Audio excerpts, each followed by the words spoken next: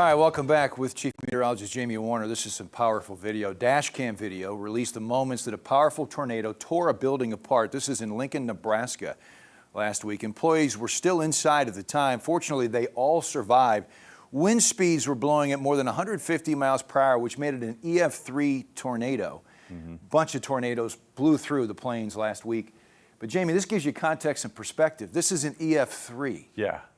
There's EF4 and then there's EF5. Well, and it also gives you some context as to how focused the damage can be with the tornado. I mean, the building is here. You've got some rows of cars between where the dash cam video is and where the building is, but it might be a few hundred yards. That may be it. And you know, you've got total destruction of that building, and these cars are still sitting right where they were when they got parked. Let's get to tonight's weather, because we do have a risk of severe weather moving in from the west later tonight. Quiet right now. Been watching radar to see if any shower or thunderstorm activity might get going late this afternoon. We're seeing a few showers here in northern Arkansas. That's not amounting to much. So it looks like for the evening, we're going to find quiet weather. This is going to be an overnight round of severe weather. That line of severe storms approaching I-35 right now. You can see at this stage of the game, we've got broken lines of storms. We've got a line here, individual or discrete thunderstorms there west of I-35. All of this will congeal into probably a solid line of storms once it gets to our area later this evening. Now, tornado watches extend from Nebraska all the way south down into Texas. In fact, that watch right there is what's called a PDS watch, a particularly dangerous situation because of the potent combination of severe weather ingredients that could lead to long-lived, strong tornadoes in that area. Now, the reason for all of this upper-level wind energy that's moved into the middle of the country is this storm right here that's making its way out of Wyoming into South Dakota.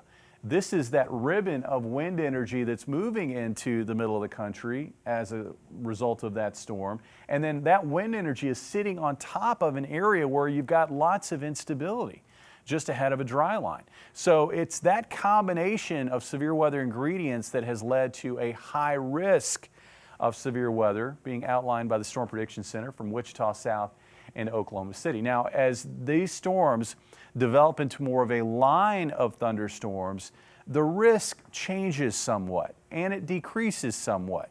That line of severe storms will move into our area by midnight and then cross the area after midnight. And you can see how the risk gradually decreases as the storms push east. Now, my expectations are that we're primarily going to find a risk of damaging straight line winds, maybe up to 70 miles per hour locally in our area. Now, the further west you get, those wind gusts could approach 80 miles per hour. As these lines of storms move in our area too, I think the hail threat kind of diminishes. Now, there still could be some pockets of hail, with hail maybe up to half-dollar size.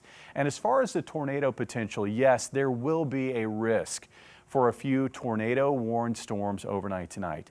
But I do expect these to be brief, weak tornadoes impacting our area. Looking at the forecast, here's the line coming in. That's midnight. Now, by midnight, you can see it's crossing I-49. By 2 o'clock in the morning, it's crossing Highway 65. And it's these little surges, these little bows that you see right there. This is the model guidance, what it suggests that this will look like as it moves through. It's these little surges that I'm going to be most concerned about, because I think that's where the focus for severe weather is going to be within this line of severe storms. By 4 o'clock in the morning, it's moving across Highway 63.